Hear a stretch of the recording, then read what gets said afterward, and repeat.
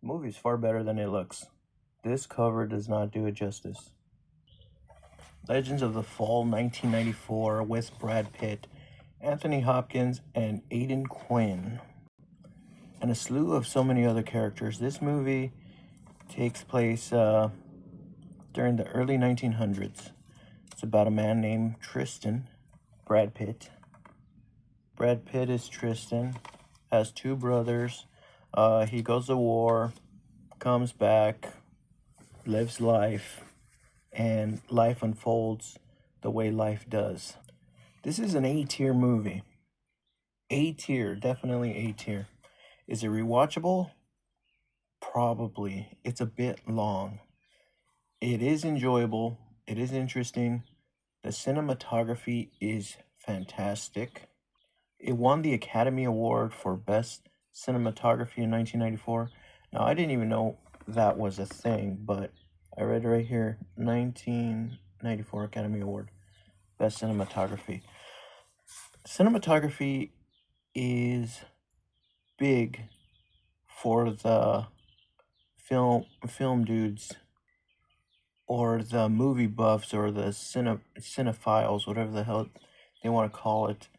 And this was the first movie. Well, this was a movie where I was like, oh my god, the the filming and the locations and the scenes are so beautiful. I really did notice the cinematography in this, and I was like, oh shit, let me look up what other movies won best cinema photography, and there's a lot of movies that won that, and they're all pretty cool looking movies. Um, so I took note of that. Um, but I've seen movies that were shot beautifully before, but they didn't really do much of an impact for me. I'm more interested in the story. For me, the story is very important. The acting is also very important for me, but I could oversee a lot of things. The only thing that I cannot oversee is a horrible story. The story has to be good. I could close my eyes, listen to the story, and if the story is good, that's what's important for me. Also, the message. This movie has a message. It has lots of messages, and it has some really good writing in it. At first, I thought it was about three dumb brothers that were fighting over one chick. That's what it seemed like in the beginning, but it became more than that. And then after that, I thought it was about brothers, but then it changed to that. It changed from that too. So this is basically like a slice of life, like a story about this man named Tristan and his life. It has nothing to do with anything else, falling in love. He does a lot of things in this movie that's pretty crazy. I don't really want to spoil too much, but he completely wrecks this woman. Like this girl falls crazy in love with him, but he's such a savage, he completely annihilates her. And oh my god, this girl like completely wrecks her, man. I was saying, man, he makes this girl's lips quiver. He completely, oh my god, he blew this girl's life out of the water. He completely wrecked her and left her. And just I don't know what the hell he did to her, but in modern terms, I guess the D was good, and she just couldn't get over Tristan for whatever reason. He moved on. I thought it was kind of funny how he wrecked this girl, even though she was going through hell and back. I can basically tell you the story. This, even though it's part of the story, it's not the main story. But there are three brothers, and completely different lives. Two are distinguished gentlemen from the civilized world. Tristan, which is Brad Pitt, he's more of a American guy that grew up with Native Americans. He grew up with the people of the land, and he's more down to earth. He's more of a like a farmer and stuff.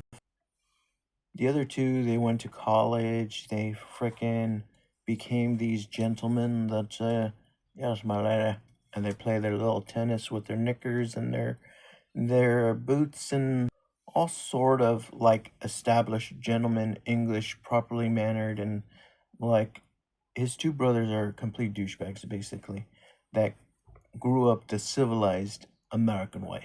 The civilized American way, and Tristan grew up the savage way with a bunch of savages and all this other crap.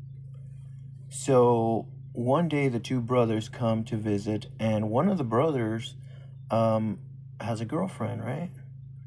And he's gonna marry this woman, and she freaking takes one look at Tristan, and her love for this proper gentleman man just drains from her body, and she wants that wild man of the earth Tristan, which is dirty and gritty. His shirt's all wrinkled and like he has dirty pants, mud in him, and he has long hair.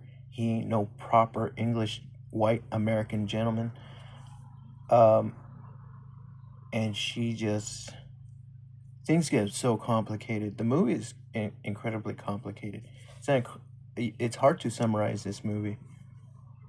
But one thing happens where freaking brother World War One is happening, and one of the brothers is gung ho, and he's like, "I'm gonna go fight in the war.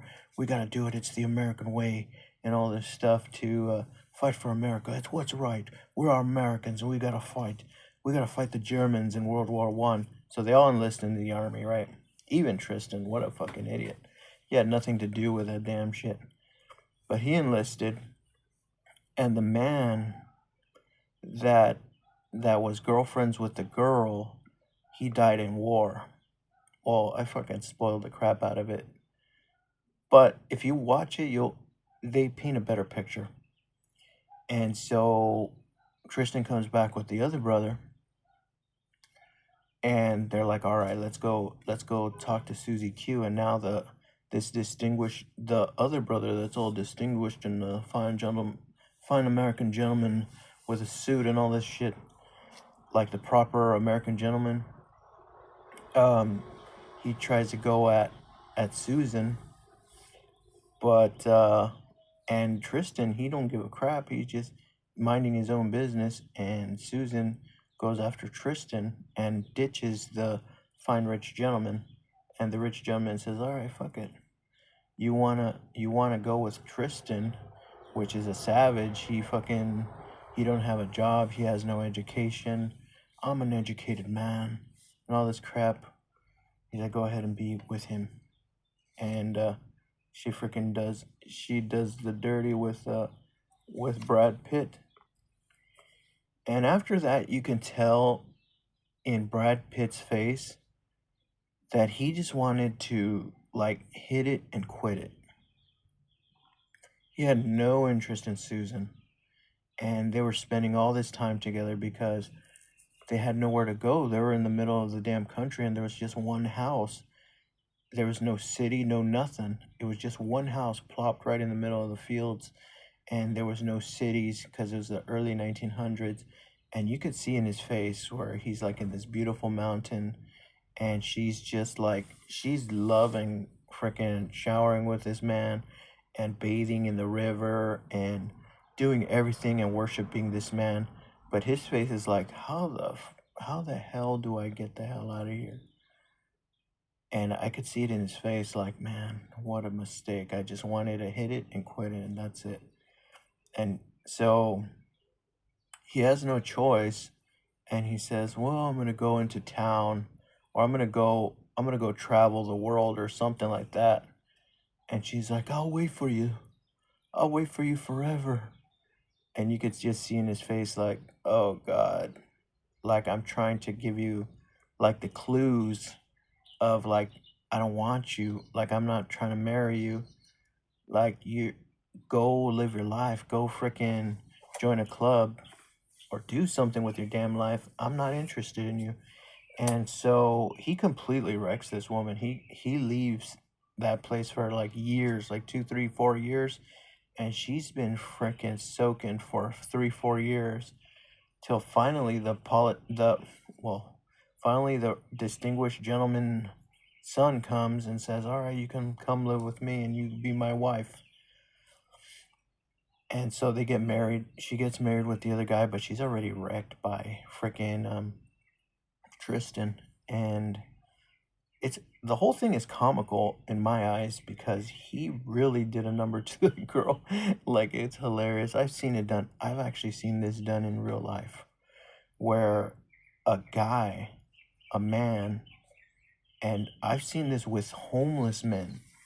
There's men that they're drug addicts, they're homeless, they're bums, and they get with some girl and they completely wreck the girl.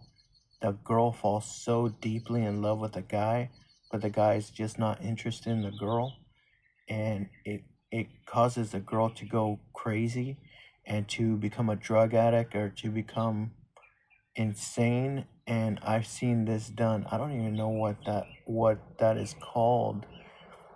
Maybe love poisoning or something like that. So that basically happens. So that's not a big part of the story. That's just a part of the movie that I found very entertaining and funny. But it was no laughing matter in the movie. It was actually very serious.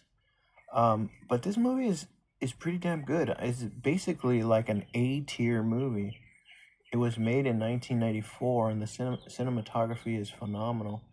Um, in a lot of parts in the beginning, but then towards the end, cinematography takes a back seat to the story, and the story gets more complicated, and his life starts to uh, take a turn.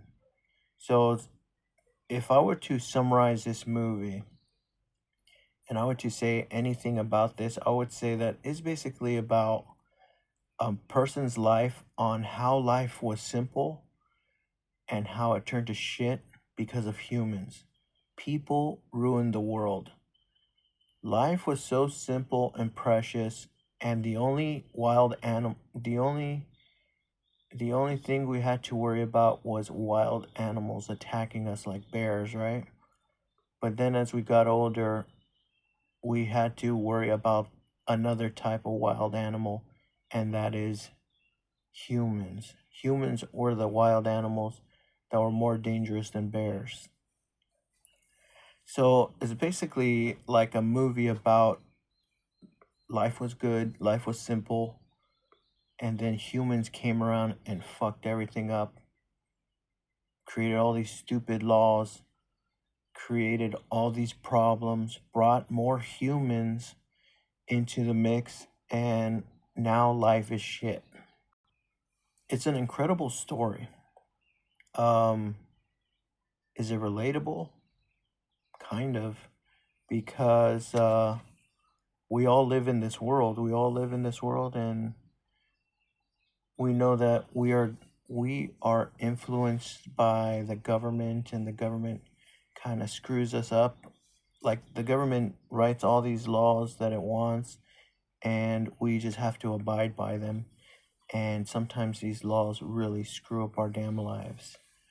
Um, in the beginning of the movie, the father, the colonel, he fought for America, and he had a farm, and he was self-sustaining, and he had a beautiful house, beautiful, probably the most beautiful house I've ever seen, out in the country. And he had cows, and he sold cattle. And as time went on, the fucking politicians ruined the country. The price of cattle went all the way down. The guy almost lost his freaking farm because of the damn politicians ruined the economy. Things were simple. Things were easy. People were having a good time. And then just out of nowhere, here comes a lot of politicians and police and lawyers and judges, and people just ruining the simple way of life. Life of just living, selling a little bit of stuff, building your own house. The guy had a beautiful house, but the house was handmade with wood, with lumber, with it was like a log cabin basically. And the walls were just rocks.